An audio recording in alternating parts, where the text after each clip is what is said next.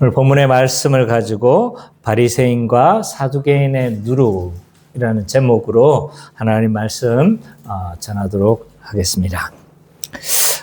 지난주 우리가 15장 후반부의 사건들을 통해서 이방인도 동일한 메시아적 은혜에 참여한다는 사실을 우리가 살펴봤죠. 첫 번째 사건이 뭐냐면 수르보니게 여인의 딸의 귀신 들림을 고치신 사건입니다. 그래서 예수님이 두로와 시돈 지방을 지나실 때 어떤 한 가나안 여인이 끈질기게 이제 외쳤습니다.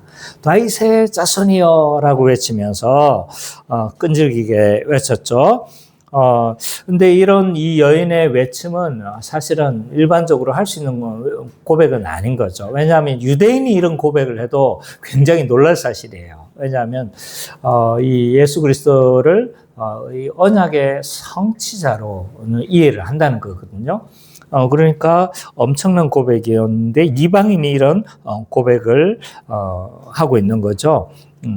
그래서 사실은 칭찬해도 맞지 않는데 칭찬해도 대단해, 어떻게 그걸 알았어 라고 이렇게 칭찬해도 맞지 않지만 근데 예수님은 한마디도 답변하지 않습니다. 이제 잘못 이해를 하면 예수님이 이방인을 멸시한 건가? 아니면 이방인에게 구원이 없기 때문에 이렇게 행동하시는 건가? 라는 생각을 할 수가 있는 거죠. 근데 이런 생각은 이제 성경 전체의 사상과 부합하지 않습니다. 왜냐하면 계속적으로 언약을 우리가 잘 살펴보면 구원이 어디까지로 확장된다는 걸 알 수 있습니까? 이방인에게까지 확장되어진다는 사실도 알 수가 있을 뿐만 아니라 예수님도 이제 승천하시면서 말씀하신 것이 뭐냐면 땅 끝까지 복음을 전하라. 그렇게 말씀하신 걸 보았었을 때 예수님이 그렇게 믿었다고 생각되어지지는 않습니다. 아마 이 여인의 믿음을 좀 시험한 것이 아닌가라는 생각이 드는 거죠. 계속적인 침묵에 어쩌면 이 여인은 굉장히 모멸감을 느낄 수도 있었을 것입니다. 근데 거기에다 이제 또 완전히 더 확 쐐기를 박는 말씀이 있었죠. 그게 뭡니까?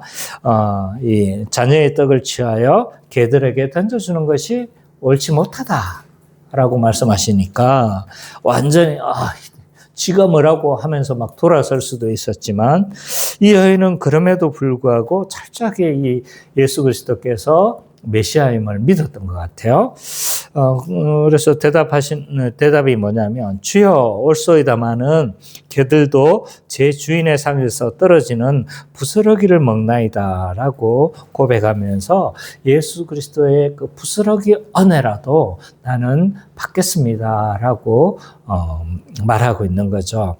그 믿음을 예수님이 칭찬하시는 거예요. 그리고 그의 딸도 회복되어졌고 이로 인해서 이 사건이 그러면 숨은 의미는 뭐냐?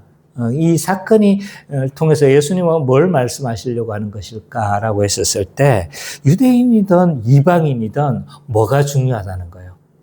언제나 믿음의 고백이 중요하다는 거죠. 그래서 그를 믿고 간절히 찾는 자가 이방인이든 유대인이든 그가 구원을 얻을 것이다 라는 사실을 잘 보여주고 있습니다.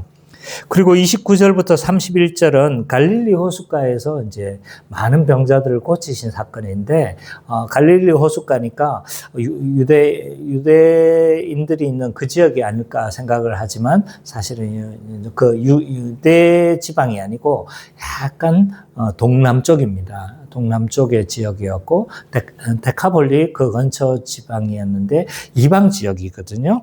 이곳에서 이제 안전뱅이, 맹인, 절름발이 말 못한 사람을 치유하셨다라는 거 짧게 기록하고 있는 거예요. 사실은 소개할 필요도 없었어요. 왜냐하면 그냥 또 누구를 만나가지고 치유했다는 말도 없는 거죠. 근데 왜 그런 기록을 하셨는가? 마태는 이 사실을 기록하고 있는가? 라고 했었을 때 의도가 있는 거죠. 뭡니까? 이방 지역에 그 이사야가 말했던 메시아적 뭐라고 해야 될까요? 종말론적인 현상들이 이방 지역에도 나타난다는 사실을 보여주는 거죠. 그래서 이방 지역도 이 구원의 은혜가 제외되지 않는다는 사실을 확실히 더 말씀하고 있는 겁니다. 그러면서 32절부터 39절은 우리에게 잘 알려진 사건인데 칠병이어 사건입니다. 이 사건은 이제 특별히 이방인을 대상으로 행해진 기적이라는 사실을 우리는 좀 명심해야 합니다. 그걸 통해서 오병이어 사건이 뭐였습니까? 메시아적 잔치가 좀 이 땅에 이루어진다는 걸 보여주고 있는 건데 그것이 누구에게도 베풀어지고 있는 거예요? 이방인에게도 베풀어지고 있다는 사실을 보여주고 있습니다. 따라서 지난주에 그 세 가지 사건은 이방 선교의 선교적 당위성, 신학적 당위성을 뭐합니까? 제공하고 있습니다. 그래서 21절과 39절을 이제 한마디로 요약하면 예수님은 이방인들도 예수님을 믿음으로 하나님 나라의 잔치와 유익에 참여할 수 있다는 것을 드러내신다. 라고 그렇게 정리를 할 수가 있을 것 같습니다. 자, 환기를 시켜서 빨리 하려고 하는 생각 때문에 그냥 훅 달려왔는 것 같아요, 제가. 자, 그러면 오늘 본문은 16장부터 우리가 좀 16장을 살펴보는데요. 16장부터는 이제 그 흐름이 급격하게 바뀝니다. 오늘 12절까지는 크게 이 흐름이 느껴지지 않으나 12절 이후부터는요. 예수 그리스도께서 십자가로 향하는 사실을 급격하게 선회하고 있습니다. 그래서 예수 그리스도의 십자가의 죽으심을 예고할 뿐만 아니라 이제 점점 예루살렘으로 향하시는 예수님의 발걸음이 나오죠. 그래서 막 이 예루살렘 안에서 막 한 여러 논쟁들을 20장부터 다루고 그러면서 이제 그 논쟁 끝에 예수님은 이제 체포되어져서 십자가에 달리신 사건으로 향하고 있습니다. 그래서 큰 흐름이 16장에서부터 좀 변하고 있다라고 할 수가 있습니다. 오늘 본문은요, 크게 두 문단으로 나눌 수 있을 것 같습니다. 1절과 4절, 5절과 12절까지 나눌 수 있는데, 1절과 4절은요, 예수님과 바리새인, 그리고 사두개인과의 논쟁이 또 벌어지고 있는 거죠. 2차전이라고 할 수가 있습니다. 이 3차전은 예루살렘에서 벌어지는데 예루살렘에서 벌어지는 3차전은요 어마무시합니다. 막 7가지 화를 막 화 있을진저 하면서 막 완전히 예수님이 그들을 책망하십니다. 이제 2차전이라고 할 수 있는데요. 우리 한번 좀 먼저 본문을 읽어봤으면 좋겠습니다. 1절과 4절을 우리 예지자매가 한번 읽어주세요. 그때 바리새인과 서기관들이 예루살렘으로부터 예수께 나아가 이르되 당신의 제자들이 어찌하여 장로들의 전통을 범하나이까? 떡 먹을 때에 죄송합니다. 바리새인과 사두개인들이 와서 예수를 시험하여 하늘로부터 오는 표적을 보이기를 정하니 예수께서 대답하여 이르시되 너희가 저녁에 하늘이 붉으면 날이 좋겠다 하고 아침에 하늘이 붉고 흐리면 오늘은 날이 좋겠다 하니 너희가 날씨는 분별할 줄 알면서 시대의 표적을 분별할 수 없느냐? 아까로 나는 세대가 표적을 구하나 요나의 표적 밖에는 보여줄 표적이 없느니라 하시고 그들을 떠나가신다. 예, 감사합니다. 자, 1절과 4절은요, 바리새인과 사두개인이 아마 찾아왔던 것 같습니다. 그래서 이들이 이제 또 논쟁을 벌이려고 하는 건 뭐냐면 하늘에서 오는 표적을 보여달라는 거죠. 네가 메시아이면 뭐 하라는 거예요? 하늘에서부터 오는 그 하나님으로부터 왔다는 그 증명할 수 있는 어떤 표적을 보여달라라고 이야기를 합니다. 보통은요, 바리새인과 서기관은 잘 좀 짝짝꿍이 잘 됩니다. 근데 바리새인과 사두개인은요, 서로 원수처럼 여깁니다. 왜냐하면 서로 주장하는 바가 너무 다르거든요. 그래서 사두개인과 바리새인은 굉장히 사이가 안 좋은데, 사두개인들은 어떻게 보면 이제 기독권층에 있고 굉장히 현세적입니다. 신앙관들이. 근데 바리새인들은 그 반대죠. 굉장히 내세적이며 또 기독권의 반대편에 선 어떤, 뭐라고 해야 될까요? 기독권층에 있긴 하지만 그럼에도 불구하고 정치권이나 이렇게 막 붙어 있거나 이렇지는 않거든요. 근데 이제 사두개인들은 거의 정치인들화 되어져 있는 사람들입니다. 그러니까 약간 서로 성향들이 너무 다른 사람들인 거죠. 근데 오늘은 지금 뭐 하고 있습니까? 함께 등장하고 있습니다. 왜냐하면 예수님을 공격하기 위해서는 하나가 된 사람들입니다. 그러니까 얼마나 이들에게 예수님은 위협적인 존재였는가를 좀 알 수가 있습니다. 그래서 어제 적이었던 사람들이 서로 연합해서 지금 예수님을 공격하러 함께 와서 지금 이제 하늘에서 오는 표적을 보여달라라고 그렇게 요구하고 있는 겁니다. 이들이 이제 예수님을 공격하기 위한 빌미는 하늘의 표적을 보여달라는 겁니다. 이 표적이라는 건 뭐냐 하면, 당신이 하나님께 속해 있다는 것들을 증명하는 수단이 표적인 거죠.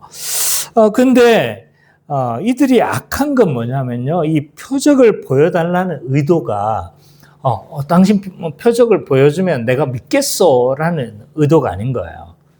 뭔가 이 표적을 보여달라는 의도가 예수님을 넘어뜨리려고 하고, 넘어뜨리려는 어떤 수단으로 이것을 사용하려고 했던 건 거죠. 마치 이제 이 표적을 보여달라는 건, 정말 내가 좀 당신은 믿고 싶은데 확실한지 그것 좀 이야기해 주세요, 이런 뉘앙스가 아닌 거예요. 이미 뭐 하기를, 배제하기를 힘쓴 거죠. 그래서 마치 이거와 같습니다. 예수님이 십자가에 달리실 때 네가 선지자이든 내려와서 막 대군을 끌고 와서 이렇게 막 어떻게 해봐 라고 요구하는 것과 같은, 약간 조롱은 아니지만 그러나 굉장히 악한 의도를 가지고 있다는 것을 우리는 알 수가 있습니다. 그러나 예수님은요, 이 메시아이심을 드러내는 표적을 수도 없이 행했습니다.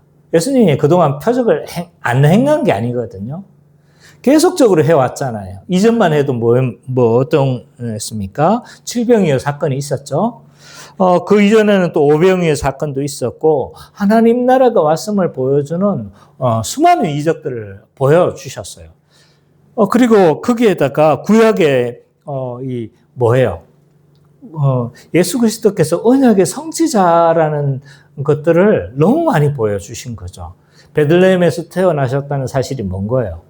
미가서에서 메시아는 어디에서 태어나실 거라는 거예요?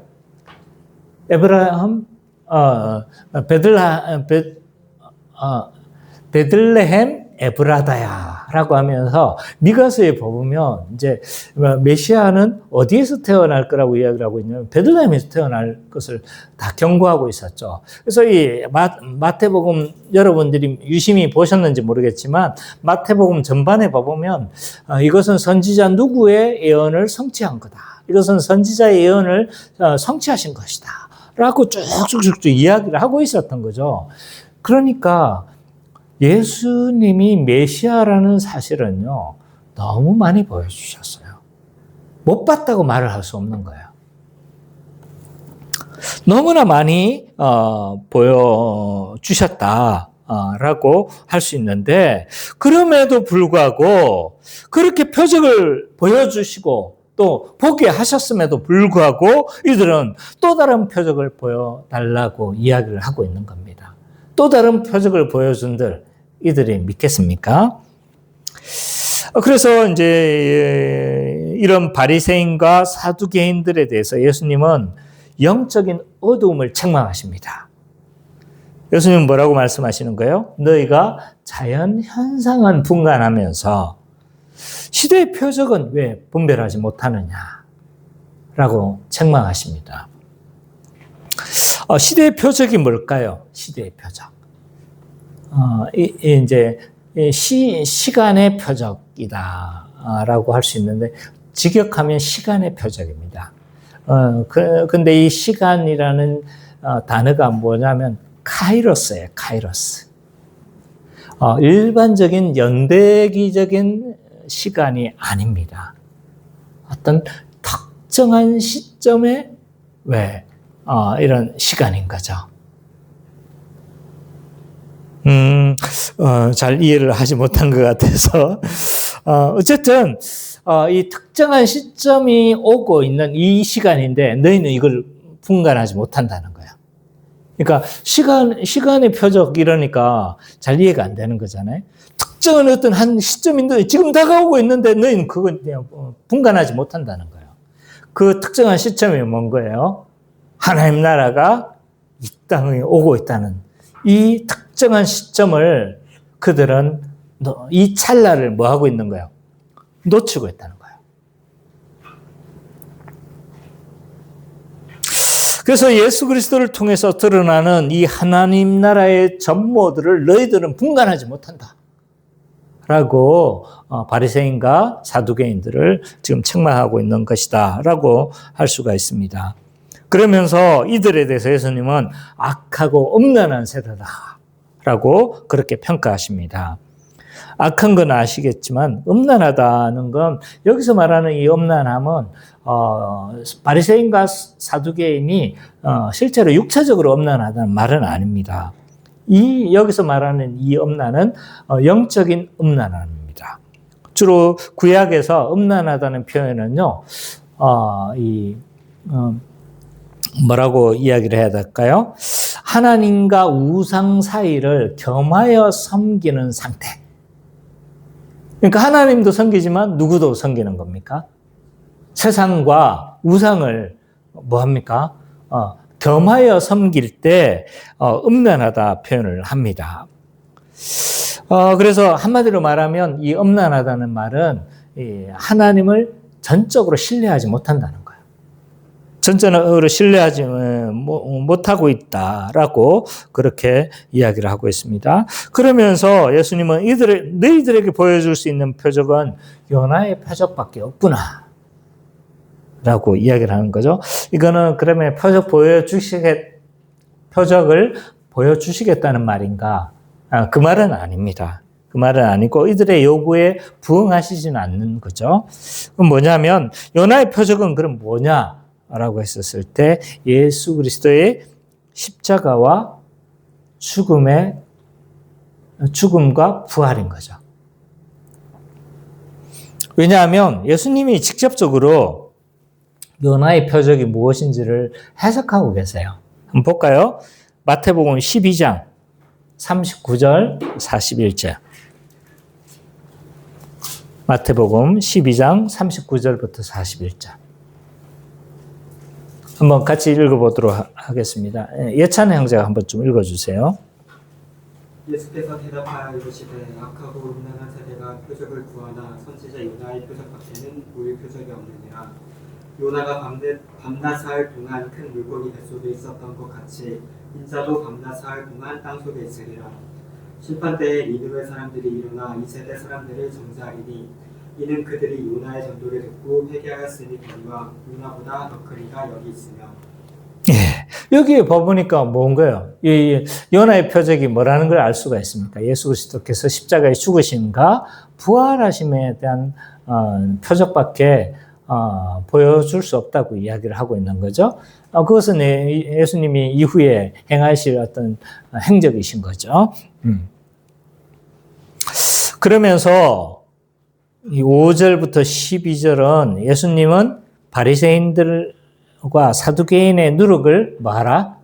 주의하라 라고 말씀하십니다. 우리 그 선미자매가 한번 읽어주세요. 5절부터 12절. 제자들이 건너편으로 갈새 떡 가져가기로 있었더니 예수께서 이르시되 성가 바리새인들과 사두개인들의 누룩을 주의하라 하시니 제자들이 서로 논의하여 이르되 우리가 떡을 가져오지 아니하였구나. 예수께서 아시고 이르시되 믿음이 작은 자들아 어찌 떡이 없음으로 서로 논의하느냐 너희가 아직도 깨닫지 못하느냐 떡 5개로 5,000명을 먹이고 죽은 것이 몇 방울이냐 떡 7개로 4,000명을 먹이고 죽은 것이 몇 방울이었는지를 기억하지 못하느냐 어찌 내 말한 것이 떡에 관한이 아닌 줄 깨닫지 못하느냐 오직 바리새인들과 사두개인들의 누리고 주의하라 하시니 그제서야 제자들이 떡에 누리게 하니요 바리새인들과 사두개인들의 교훈을 삼가하고 말씀하신 줄을 깨닫는다. 예. 이 예수님은 이제 바리새인과 사두개인의 논쟁 이후로 이제 다른 곳으로 급히 아마 옮기신 것 같아요. 어디로 가셨냐? 가이사랴 빌립보입니다. 거의. 왜 그러냐면 뒤에 이제 16장 후반부가 어디에서 벌어지는 사건이냐면 가이사랴 필립보에서 벌어진 사건이거든요. 그래서 가이사랴 필립보로 가기 위해서 아마 배를 타신 것 같아요. 근데 가는 길에 뭐 한 겁니까? 떡 가져가는 걸 잊어버린 겁니다. 7병이어 사건 이후에 얼마나 떡이 많았습니까? 그죠? 근데 그걸 가져가는 거 아마 잊어버린 것 같아요. 왜냐하면 이 앞에서 이런 이제 논쟁하던 7병이어 사건 이후에 떡은 가져왔겠죠? 근데 그 마가단 지역에서 뭐 하고 있었냐면 논쟁이 벌어진 거예요. 논쟁이 벌어지면서, 황급히 출발했던 것 같아요.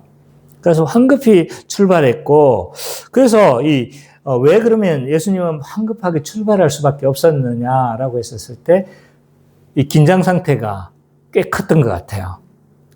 그래서 바리새인과 사두개인들과 예수님과의 이 대립의 상태가 그냥 말싸움한 그 정도가 아닌 거예요.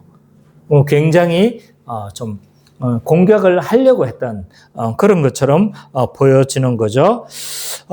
그래서 이제 그게 다랬던 것 같고, 그래서 이때 제자들이 수중에 가지고 있었던 건 마가복음을 이제 병행 본문인 마가복음을 살펴보면 떡 한 덩이밖에 없었다. 라고 그렇게 기록하고 있습니다. 그래서 급하게 나오는 길에 그냥 그쪽에서 마가단 지역에서 아마 떡을 못 가져온 것 같아요. 그래서 떡을 못 가지고 나왔던 것 같습니다.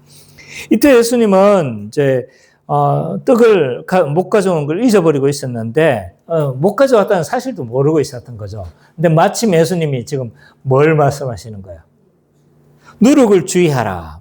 바리새인과 사두개인의 누룩을 조심하라. 라고 경고했는데, 이 제자들은 지금 뭘 하고 있는 겁니까? 어쨌든 먼저 이게 좀 5절, 6절을 봐보면요. 바리새인과 사두개인들의 누룩이 무엇이냐. 물론 뒤에 이제 대답하고 있어요. 그러나 이게 분명하진 않지만 성경에서 누룩은 뭘 말하냐면 주로 나쁜 영향력을 말할 때 많이 사용합니다. 그래서 고린도 전서에도 보면 죄의 누룩을 죄가 누룩처럼 어떻게 뭐 한다는 거예요. 잘 퍼져나간다는 거죠. 그죠? 그래서 죄의 누룩을 주의하라라고 이야기를 하고 있는데, 여기도, 바리새인과 사두개인의 누룩을 주의하라라고 했었을 때, 바리새인과 사두개인의 나쁜 영향력을 뭐 하라는 거예요? 주의하라는 거죠. 왜냐하면 이 누룩의 성질이 굉장히 처음에는 슬그머니 들어왔다가 어떡합니까? 전체를 순식간에 변질시키죠. 그래서 그들의 누룩을 주의하라라는 것은 아마 그들의 어떤 나쁜 영향력을 예수님은 염려하셨던 것 같아요. 어쨌든 예수님이 누룩을 말씀하시자 제자들이 딱 생각하는 건 그 누룩이 뭘까? 이 생각을 하는 게 아니고 지금 뭐 어떤 생각을 하고 있는 거예요? 빵 안 가져왔네?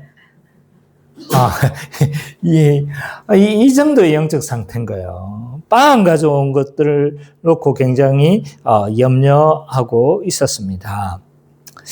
왜 예수님의 말씀을 이해도 못하고 마치 동문서답하는 것처럼 이들은 좀 대답하고 있는 걸까?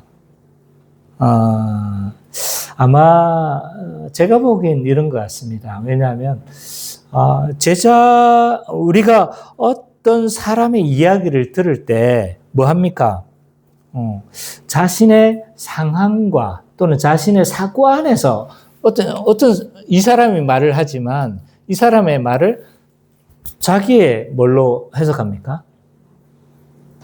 자기의 사고와 자기의 환경 안에서 이 말을 다시 해석을 하잖아요. 그렇죠? 그렇지 않습니까? 제가 설교를 이대로 이런 의도로 싹 전달하지만 여러분들은 어떻게 받아들이는지 아세요? 여러분의 의도와 상황 안에서 이 말씀 나는 위로와 격려로 딱 이야기를 했는데 자신의 사고와 판단 안에서는 또 다른 해석을 할 수 있는 거예요. 지금 제자들이 그 상태인 거예요.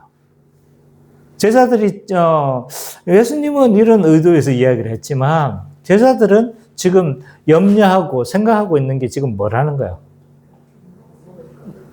먹고 사는 문제에 지금 매달려 있다는 거예요. 그래서 빵의 문제에 이 제자들이 매달려 있기 때문에 누룩 이야기를 했는데 이들은 그 누룩 이야기가 빵의 문제인 줄 알고 빵이 없는 현실을 제자들은 염려를 하고 있었다. 그래서 이처럼 염려하는 제자들에 대해서 예수님은 뭐라고 평가하시냐면 믿음이 적은 자들아 라고 평가하십니다.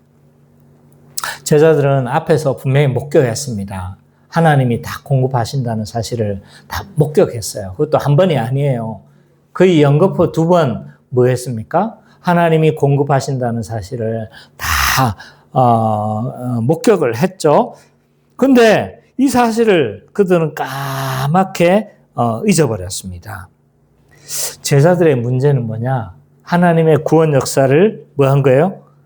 잊어버렸다. 그러므로 그 결과로 나타나는 게 뭡니까? 믿음이 적음으로 나타났던 거죠. 그러면 예수님이 이 제자들에게 경고하신 바리새인과 사두개인들의 누룩은 뭐냐라고 했었을 때 이제 11절과 12절을 보면 그 누룩이 뭔지를 나와 있죠. 11, 12절 한번 읽어볼까요? 시작.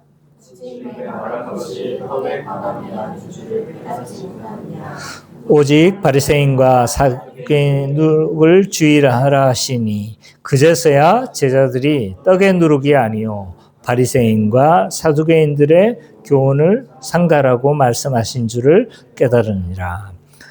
이 예수님이 그 바리새인과 사두개인의 누룩이 뭐냐? 이 본문에 나와 있는 거예요. 본문을 자세히 살펴보니까 그게 뭐예요?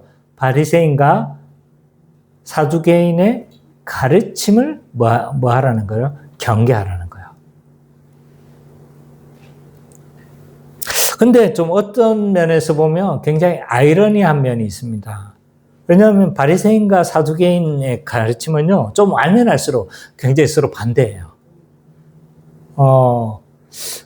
바리새인 같은 경우는 굉장히 내세지향적이고, 사두개인들은 굉장히 현세지향적입니다. 여러 측면에서 많이 차이가 나고 반대적인 게 많거든요. 이들이 일치하는 바가 거의 없어요. 근데 이들의 가르침, 이들의 누룩을 주의하라 라고 하는 것은 뭐냐? 하나는 일치하고 있죠. 그게 뭡니까? 예수님을 메시아로 인정하지 않으려고 하는 그 가르침은 일치한다. 그래서 이들의 누룩을 주의하라는 것은 메시아로 인정하지 않는 그들의 가르침을 예수님은 경계하고 있다라고 할 수 있습니다. 1절과 12절을 한마디로 요약하면 이렇습니다. 예수님은 바리새인과 사두개인들이 예수님을 메시아로 인정하지 않으려는 그들의 가르침을 경계하신다. 자, 오늘 이 말씀이 우리에게 어떻게 적용되는지에 대해서 한번 살펴보도록 하겠습니다. 첫 번째로, 교회는 복음의 본질보다 감각적인 경험을 추구하는 신앙을 경계해야 합니다. 바리새인과 사두개인들은요, 하나님의 약속의 말씀에 집중하기보다는 뭘 그들은 신뢰했냐면 그들이 보고 목격하고 눈으로 체험하고 만지고 이런 것들을 더 신뢰했던 것 같아요. 이 바리새인과 사두개인들은요, 구약의 많은 선지자들의 예언을 주목했어야 했습니다. 그들의 예언들을 봤을 때 예수님을 뭘로 알 수 있었습니까? 메시아로 충분히 인식할 수 있었죠.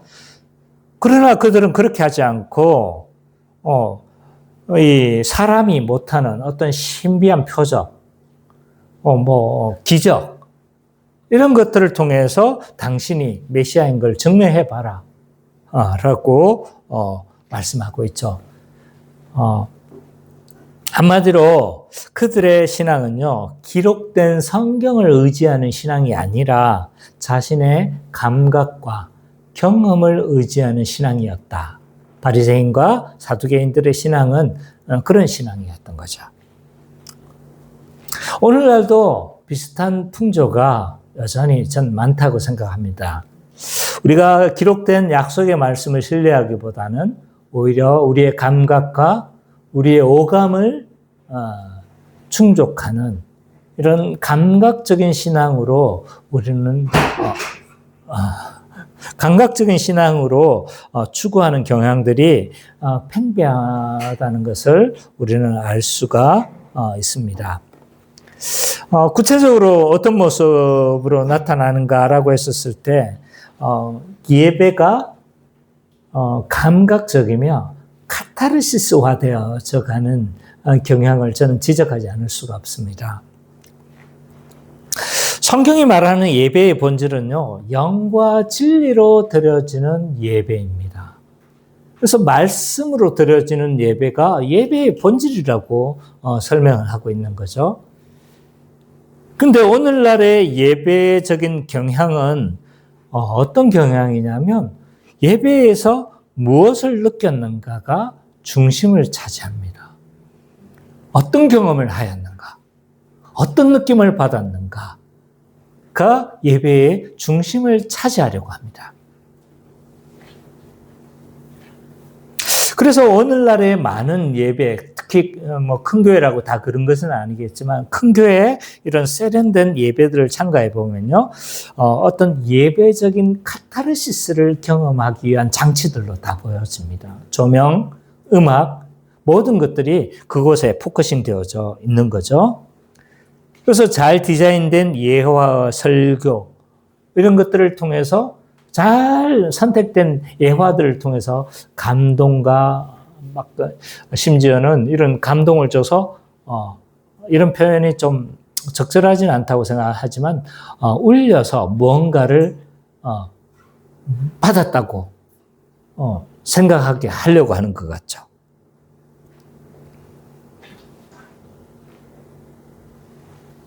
음악도 그렇습니다. 훌륭한 세션들, 감각적인 이 음악들을 통해서 무언가 우리가 충만한 느낌을 주려고 합니다. 그래서 예배의 성공 기준이 얼마나 말씀이 충실하게 선포되어졌는가가 아니라 얼마나 예배적인 카타르시스를 느꼈는가, 얼마나 은혜 받는 기분이 느껴졌는가 로 변질이 되어져 가는 것 같습니다. 이 또 다른 모습도 있습니다. 그건 뭐냐면 신앙의 성숙을 성화로 보지 않고 신앙의 성숙을 얼마나 체험했는가, 얼마나 어떤 영적인 체험을 했는가로 기준을 삼으려고 하는 것들도 굉장히 강한 경향이 있습니다. 성경이 말하는 신앙 성숙의 핵심은 얼마나 하나님을 사랑하고 내 이웃을 내 몸과 같이 사랑하는가, 이것이 성화의 기준인 거죠. 그러나 이런 감각적인 신앙의 경향은요, 신앙의 상식도 왜곡시킵니다. 그래서 얼마나 체험했는가, 얼마나 영적인 그런 경험들이 있는가를 통해서 그 사람의 성숙도를 좀 체크하려고 하는 거죠. 그래서 소위 은혜 받았다고 하는 여러 경우들이 많이 있죠. 입신을 했다든지, 뭔가를 봤다든지, 천국과 지옥을 봤다든지, 또 어떤 뭐 신비한 체험을 했었을 때 이 사람이 마치 영적으로 성숙한 사람인 양, 또는 하나님께 사랑을 받는 사람인 양, 그렇게 여겨지는 경우들이 너무 많습니다. 그래서 이런 신비한 체험을 하고 이런 신비한 경험을 체험하는 것이 신앙의 정점으로 여기려는 이런 경향들이 굉장히 만만치가 않습니다. 저는 가끔 유튜브를 보면 좀 자괴감은 아닌데요. 이상한 현상을 봅니다. 여러 훌륭한 목사님들이 많습니다. 저도 포함하지만 여러 훌륭한 목사님들이 많죠. 그래서 그 훌륭한 목사님들의 설교들을 봐보면 정말 복음에 충실하고 복음대로 잘 선포하려고 하는 목사님들이 많습니다. 근데 그런 목사님들의 설교는 또 대체로 길어요. 그래서 보통 이제 유튜브 조회수를 보면 그분들의 얼마쯤 나올까요? 2, 30회, 40회, 많아야 5, 60회, 이 정도예요. 근데, 이 설교도 안 하시는 분들이 계세요. 으악! 하면서 이러신 분들이 계세요. 이걸 왜 하는지 난 모르겠어. 아니, 방언을 공예배 중에 하지 말라고, 분명히 고린도전서에서도 이야기를 하고 있는데, 방언을 하면서 그렇게 알아듣지도 못하는 그 방언을 왜 하는지도 이해가 되지 않고, 그리고 막 어떤 사람들은 쓰러뜨리려고요.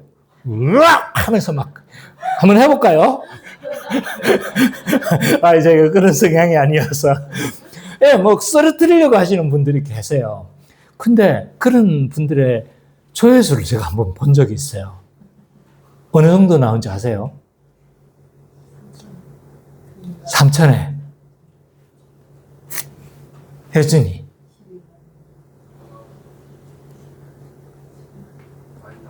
예, 많이 나왔으니까 제가 이야기를 하겠죠, 그죠? 몇십만 회가 넘어요. 보면서 깜짝 놀란 거예요. 누가 이걸 보는 거지?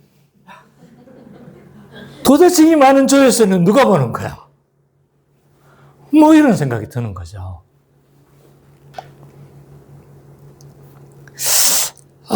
이 목사님들만 그런 것이 아니라 많은 성도들이 뭐에 지금 빠져 있다는 겁니까? 감각적인 신앙에 빠져 있다는 거라는 것을 알 수가 있습니다.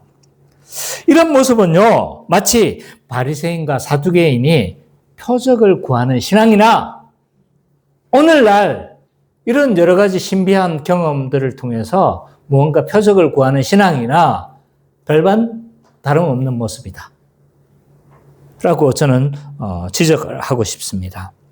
물론 우리 교회 성도님 그렇지는 않죠.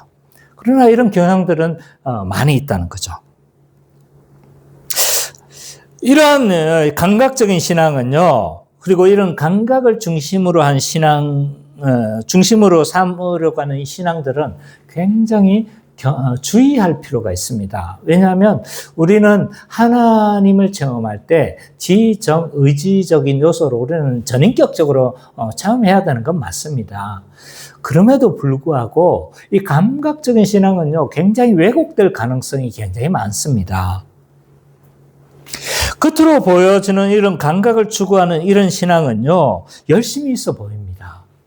그리고 그 신앙은 굉장히 뜨거워 보입니다. 그리고 그런 신앙은 은혜스러워 보이기도 하죠. 근데 이런 신앙은요, 어떤 면들을 주의해야 하냐면, 조용히 믿음의 대상을 하나님에서 어디로 옮겨가는 거예요? 느낌, 체험으로 조용히 대체되어지는 경우가 많습니다. 그래서 이런 감각을 추구하고 어떤 경험을 추구하려고 하는 신앙들을 자꾸 하다 보면 진짜로 하나님을 추구하기보다는 뭘 추구하려고 하는 거예요? 은혜 받은 그 느낌을, 이 예배적 카타르시스를 추구하는 것에서 몰려가는 거죠. 그래서 예배 들었는데 한번 울고 나오지 않으면 어떻게 하는 겁니까? 수련회 했는데, 집회를 했는데 울고 나오지 않으면 은혜 받지 않은 이 허전한 느낌은 뭘까요? 네. 우리가 그만큼 감각적인 신앙에 빠져 있다. 그래서 어떤 집회나 어떤 수련회나 이런 것에서 어떤 느낌이나 경험이 있어야 만족하는 신앙으로 점점 변질되기 쉽습니다. 주의해야 합니다.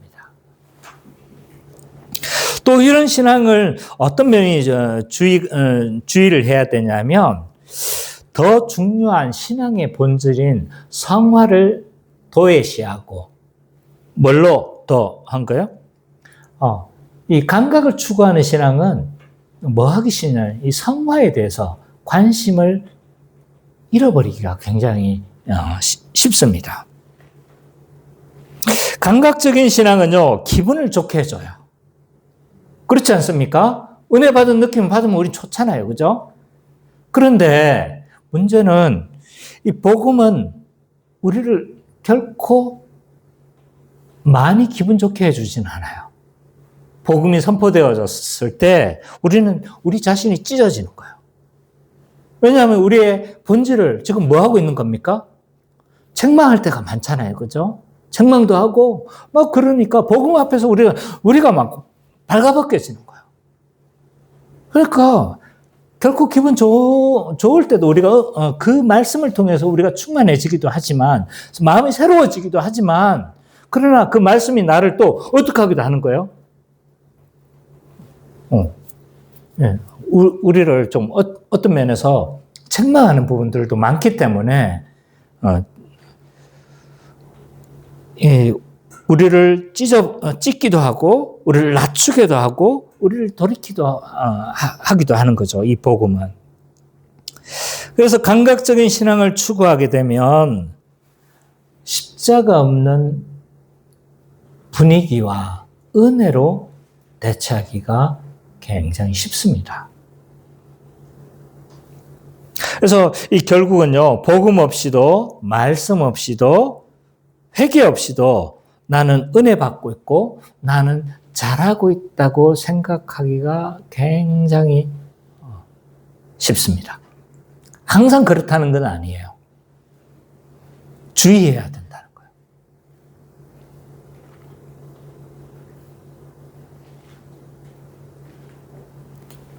두 번째,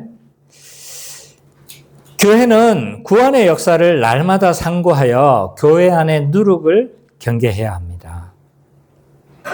예수님은 제자들에게 바리새인과 사두개인의 가르침의 누룩을 경계했습니다. 그들의 가르침은 굉장히 파괴적이었죠. 왜냐하면 메시아에게 가서 하나님 나라로 들어가는 것들을 어떻게 한 거예요? 막았잖아요. 그죠? 그러니까 그런 면에서 보면 영적으로 본다면 굉장히 파괴적이었습니다. 오늘날도 바리새인과 사두개인과 같은 이 잘못된 가르침의 누룩들이 많다는 거예요. 하나님께로 나아가게 하고 또 하나님 나라를 경험하고 맛보게 하는 것을 방해하는 가르침들이 너무 많다는 거죠. 그것도 교회 안에. 대표적인 예로 결과가 좋아야 하나님께 복을 받았다고 하는 가르침입니다. 소위 말하는 성공주의 신앙관입니다. 우리는 어떤 생각을 가지고 있냐면 교회에서도 그렇게 가르치죠. 신앙이 좋으면 삶이 잘 풀려야 한다고 생각을 합니다. 특히 삼박자 축복 다 그런 것은 아니겠으나 오순절 계통의 이런 교회들은 이런 것들을 굉장히 당연한 것으로 받아들이는 경우가 많습니다.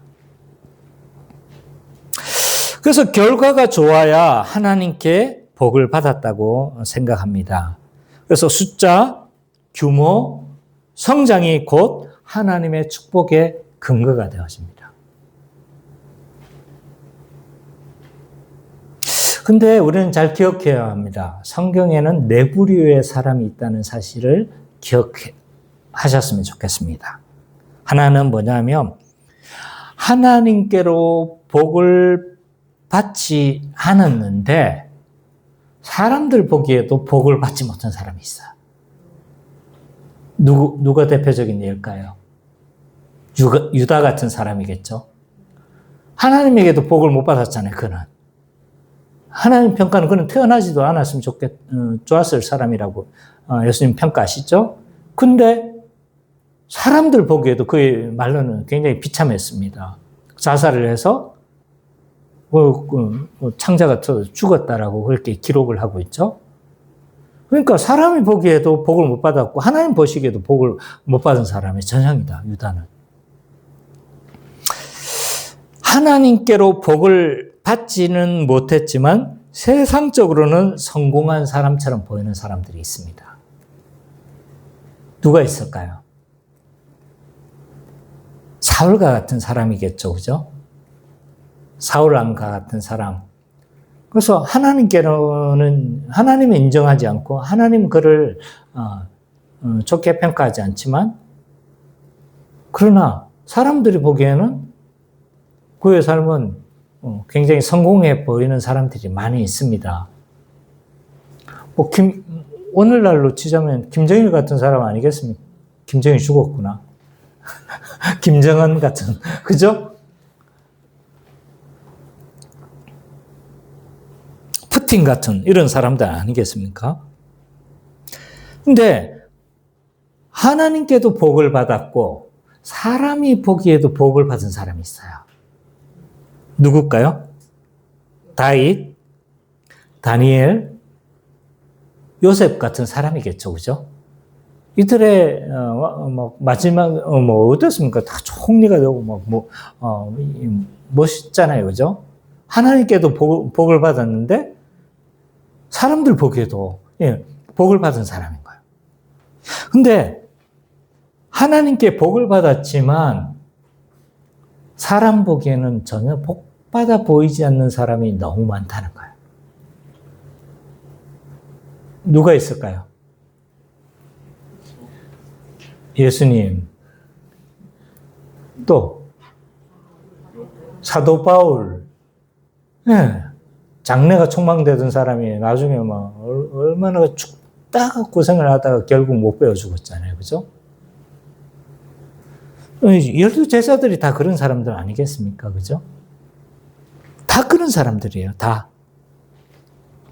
그러므로 이 성공의 결과로 그 사람을 신앙을 평가하는 것은 굉장히 비성경적입니다. 상식적으로만 살펴봐도, 그죠? 만약 성공의 결과가 하나님의 복의 기준이라면 예수님은 굉장히 저주받은 사람입니다. 저주를 받긴 받았네요. 그런 거죠, 그죠? 이러한 가르침은 진정한 복을 오해함으로 이런 가치관을 가지고 있었을 때 세속적 가치에 타협할 가능성이 굉장히 농후합니다. 왜냐하면 성공이 하나님의 복을 받은 기준으로 여겨지니까 어떻게 하는 거예요? 목회자도 어떻게 해서든 잘 되고 보려고 하는 거예요. 어떻게 해서든 교세를 크게 풀리고 보는 거죠. 과정은 중요하지 않습니다. 성도도 마찬가지죠. 세상적으로 성공해야 교회에서도 알아주고 세상적으로 뭔가 높은 자리에 차지해야 교회에서 인정하니까 어떤 방법을 취해서든 그냥 성공한 위치에 서려고 하는 이런 모습으로. 이런 잘못된 이런 성공주의는요, 세속적인 가치에 타협할 가능성이 굉장히 농후하게 만듭니다. 또 다른 예가 있습니다. 다른 가르침이 있는 거죠. 신앙은 교회적으로 하는 것이 아니라 개인적으로 하는 것이다 라고 하는 이 가르침입니다. 개인주의 신앙이라고 할 수 있습니다. 이런 개인주의 신앙은요, 나와 하나님만의 관계만 강조를 합니다. 그렇기 때문에 뭘 경시를 하냐면 교회를 경시합니다. 굳이 교회에 갈 이유가 없다고 생각하는 거죠. 왜냐하면 교회 가면 싸우고 찢고 벗고 뭐 난리인 거예요. 굳이 교회에 가야 되나? 시험만 들지? 그래서 어떻게 하냐면 온라인 예배로 온라인 유목민들이 얼마나 많은지 모르겠어요. 그래서 온라인 예배로 대체를 하고 그러면서 자기는 신앙을 지키고 있고 신앙인이라고 스스로 자부하는 사람들이 있습니다. 이런 사람들은요, 이 교회적인 권면을 굉장히 불편해합니다. 교회가 왜 나를 간섭하는 거지? 그 교회가 뭐라고? 왜 내 신앙생활하는 걸 이래라 저래라 하는 거야? 라고 말하면서 교회가 말하는 신앙적 권면을 굉장히 불편해합니다. 뿐만 아니라 이런 개인주의 신앙은요, 취향 따라 교회를 떠돌아다닙니다. 한마디로 말해서 신앙 소비자입니다. 교회 소비자죠. 설교, 찬양, 교회의 편의성, 이것이 교회를 선택하는 기준이 되어집니다. 그래서 마음에 안 들면 또 다른 교회로 이동하고.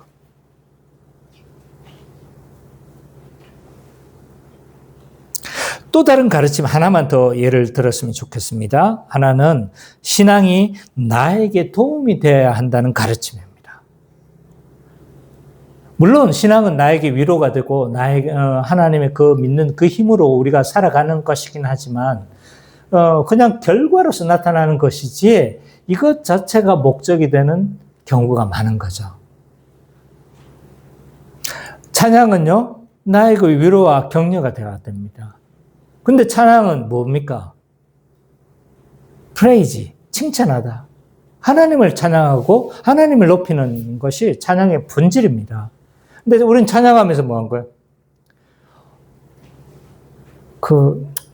어떨 때 제가 좋게 찬양 예화로 쓰긴 했지만, 혼자 있지 않을 거예요 하면서 막 찬양이 인간을 위로하고, 인간을 격려하는 쪽으로 포커싱이 맞춰진 경우가 너무 많습니다. 찬양의 본질은요, 하나님을 높이는 거예요. 하나님을 높이고 하나님을 영광스럽게 하고 영화롭게 하는 것이 찬양의 본질인데, 이 찬양을 통해서 사람에게 위로와 격려와 기쁨을 주려고 하는 이런 의도를 가지고 찬양을 작곡하고 작사하는 경우들이 너무 많은 것 같습니다.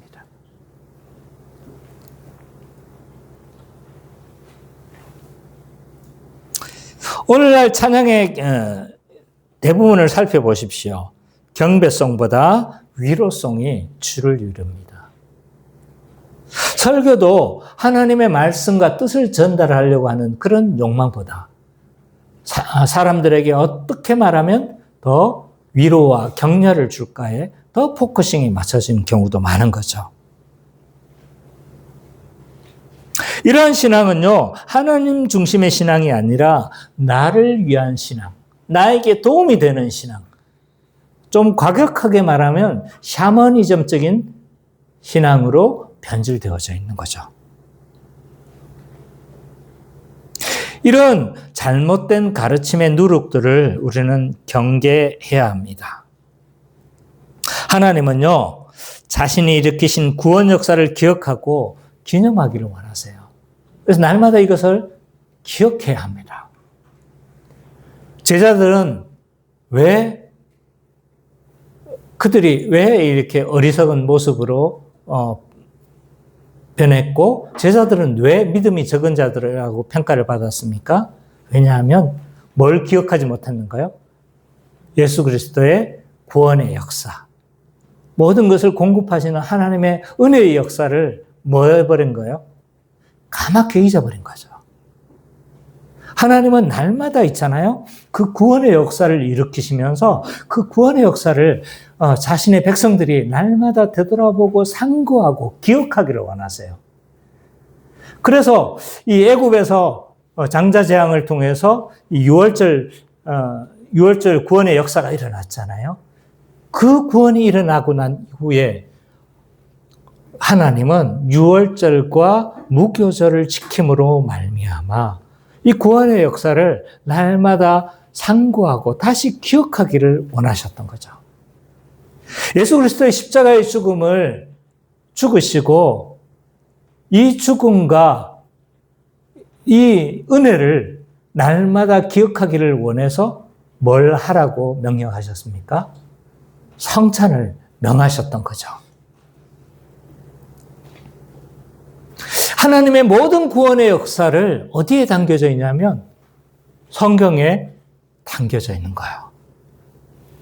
그래서 이것을 우리가 잊어버리고 이것을 묵상하지 않고 돌아보지 않고 상고하지 않으면 우리에게 나타나는 결과는 뭐냐면 믿음이 약하여지는 거예요. 믿음이 약해요.